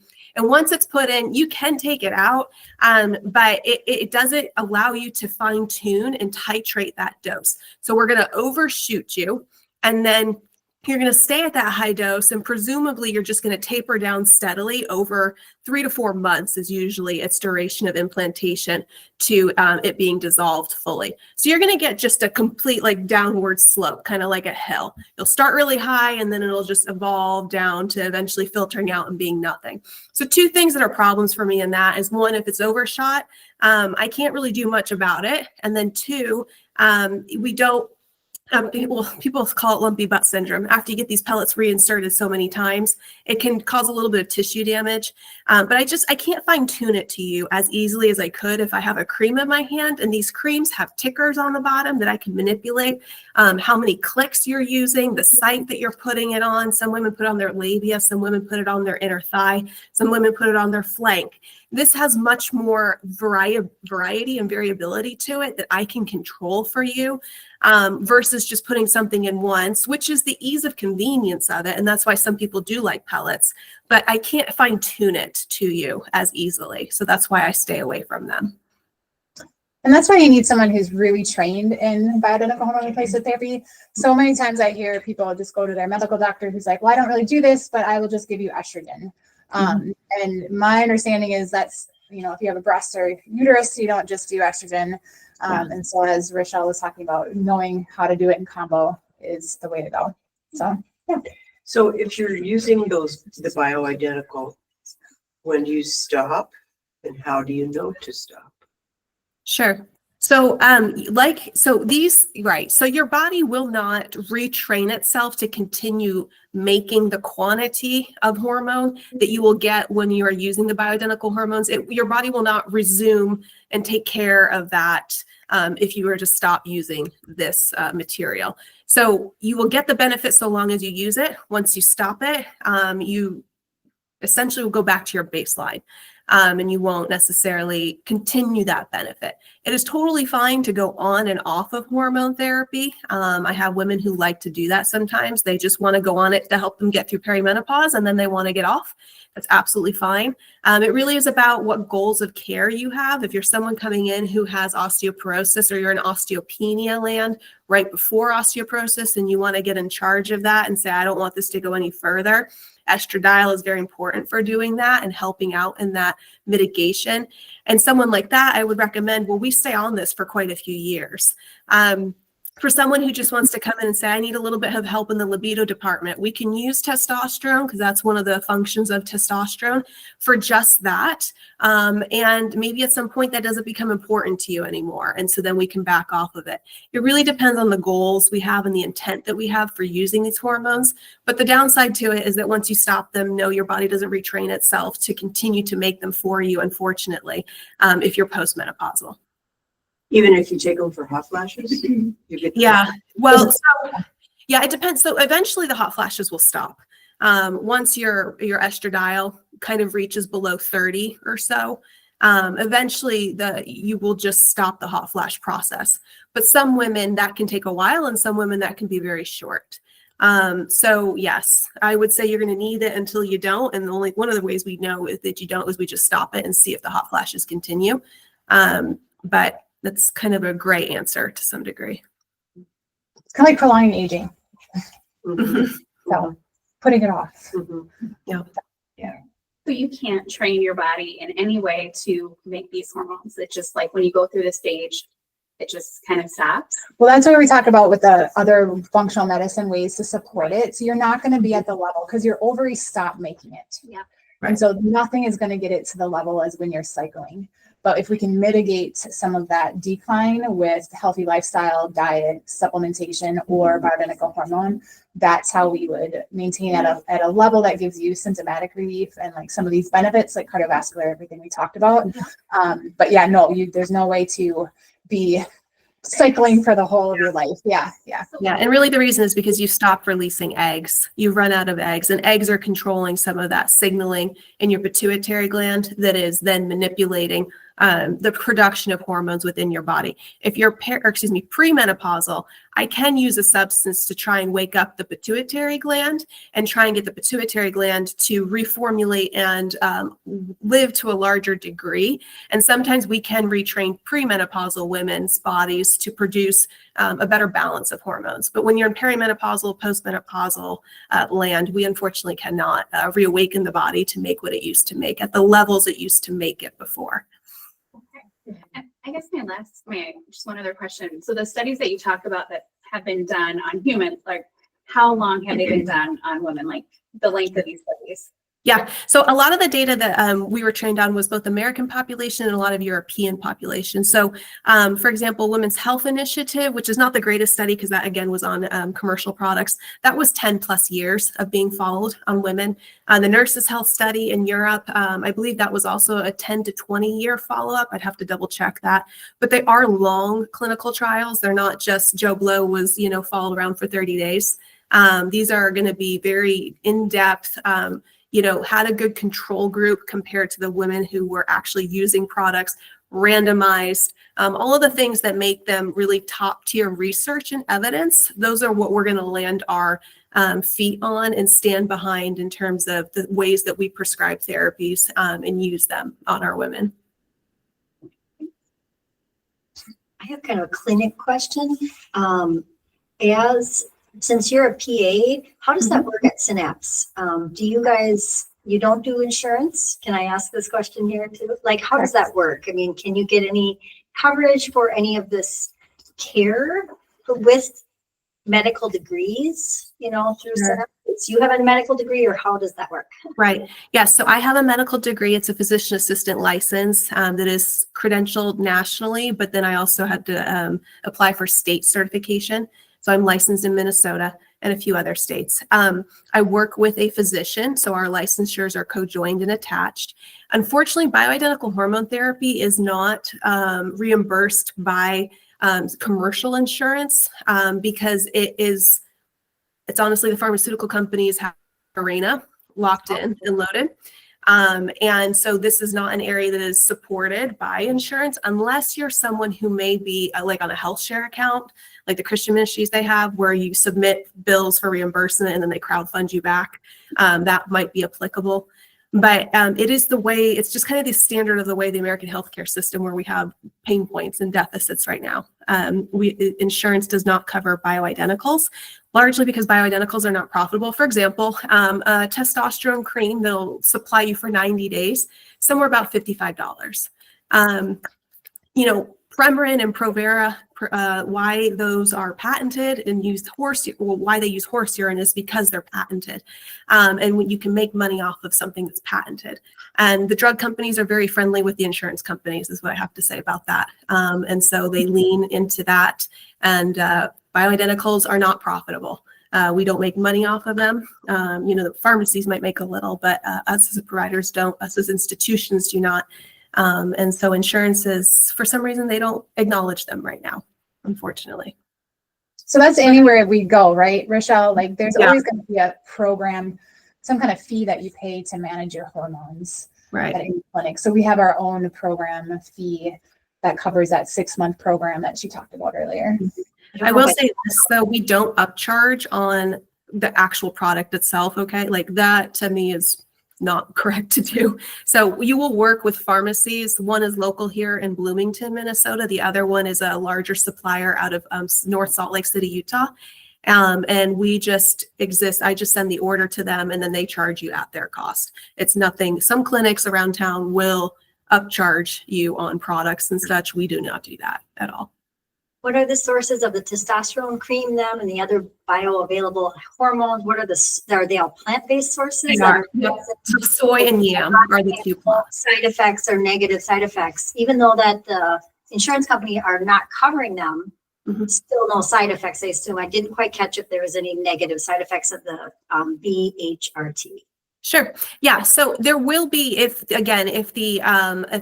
these products are used in levels that are excessive to you. Each one I can formulate with a different cream base. So some can be long acting, some can be short acting, depending on who you are and what your sensitivities are in metabolizing hormones. So on the excess of and the excess symptoms, if we just put too much into your body, with testosterone, it would be things like acne, hair growth, irritability. With estradiol, it would be bloating, like water weight bloating, breast tenderness, vaginal bleeding. Progesterone would be nipple tenderness, so maybe a little bit of mood and irritability. They're things that are easily discernible to a provider who's trained in using these products, and they're things that are easily able to be resolved.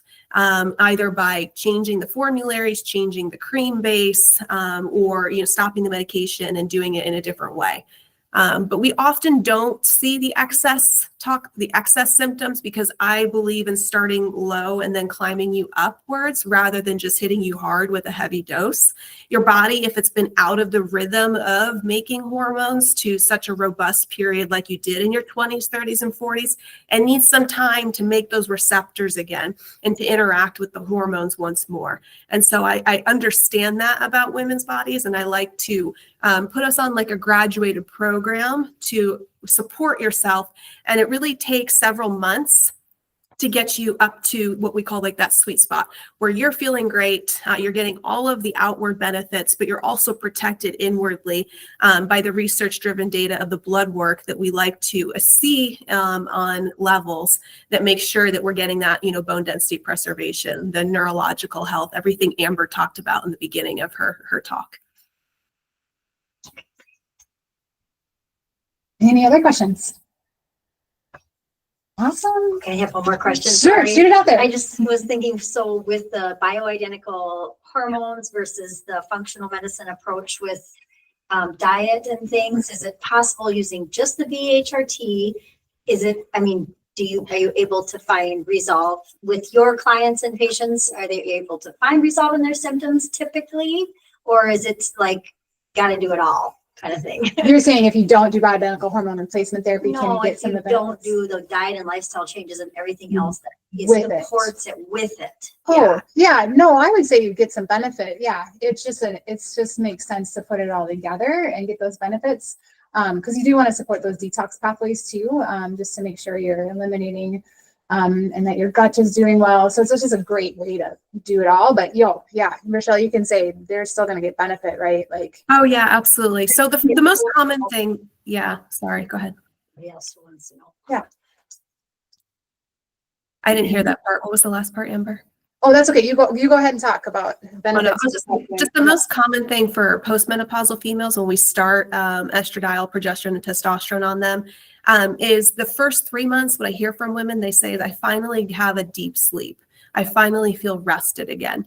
I also, to correlate with that, have more energy to be up and moving about, to go grocery shopping, to work out at the gym, and my libido's up. Those are the most common things that women experience right up front. Then in the next 3 to 6 months, some of them see metabolism improvements. They see their A1C start to go down, like Amber had talked about. We start to see some of the internal, metabolic health benefits. And then by months like 9 to 12, some people experience weight loss from that midsection abdominal region, which is where we carry it as females. And then we really are able to usually by at least 6 months to a year, get you to those clinical based levels that we like to achieve to support your overall platforms and pillars of health and wealth. So those are, I think I have not experienced a single female who's not had some type of benefit in a perceived way that was of value to her. But we will go over your goals specifically to you and figure out and identify what would be the right pathway. Because not everybody needs to be on all three. Or there are upstream hormones, like I had talked about, that we can, supplement with a cream or a pill just to get some of the trickle down effect that won't get you to the levels that, a identical testosterone would. But we can definitely support your adrenal glands' production of the upstream hormone to try and get more authentically created by yourself if the testosterone cream is something that you're just not ready for or interested in. Well, I'm gonna piggyback on that. Yeah. So I was told that you can actually do more harm if you start doing like estrogen, like taking it, if you don't, it's like you don't have a baseline with your blood, like how your body's already processing and doing things. Is that? I think what you're asking, that's why we test. Is that what you mean? Like, Well, we yeah, want to like know. you should see where your body's kind of functioning at right now before you start just taking estrogen. And Absolutely. yeah. Yep. And that's why we're a fan of testing, because some of those symptoms can mimic each other. You can be low estrogen or high estrogen, and then some of the symptoms come up the same. Yeah. And so we test and not guess. If that answers your question. Yeah. Well, and this isn't a question, it's more of a comment, just because I have been blessed enough to work with Amber and Rochelle. Amber, I've been with her almost 2 years, and she dealt with my whole body and what was going on, and a lot of it was in my gut, and we came up with a plan there was one piece missing, and so that's why she sent me to Rochelle. I've been with Rochelle for about 4 months now, and crazy. I mean, my hot flashes are gone, my That's body great. aches are gone. I mean, Amber, yeah, I sleep. Mhm. That my husband thought I was dead the first night. He called me, couldn't get a hold of me, but I do, and I mean, I'm in such a good sleep pattern where 7 to 8 hours, and I feel great. So it has been, yeah, I mean, I'm definitely a fan, and they both have just done incredible things. So Yeah, awesome. Thank you. What was the piece you were missing? it was just the hormone and stuff to get that. 'Cause We we- tried other stuff. Yeah, and- Okay. Yep. Yeah. Thank you. Yep. And I think just where I was, you know, it was that one thing. Yep. And I love Wanted how more. they work together. Yep. And if something's not working, they're gonna figure it out. I mean, it's an incredible Awesome. team. So Awesome. Thank you. Thank you. What are your feelings on the estrogen patch? Sure. Yeah, it's one of the things that I actually don't lean into as much. I don't have anything against it. Again, I would just make sure that it's in that bioidentical realm where it's using estradiol, not estrogen or Premarin, because there can be synthetic patches and there can be bioidentical patches. I haven't used them as much just because I think they have some absorbency issues. They can be, you know, helpful for some women. But again, I like to titrate things specifically. And when I'm using estradiol pills, for example, which is not for everybody, but can be available to some women, I can go up to, you know, a tenth of a like a 1.12, you know, type milligram dosage for you. With a patch, I don't have as much ability to do that. So that's one of the reasons why I lean away from it. I'm mainly trying to get the best concentration and steady state level in you. And I have found that patches are just for my own clients I've used them with here and there, haven't been as achievable in that realm as they are in other ways. Great. Great questions, everybody. Well, let's wrap it up. Thank you so much for joining us.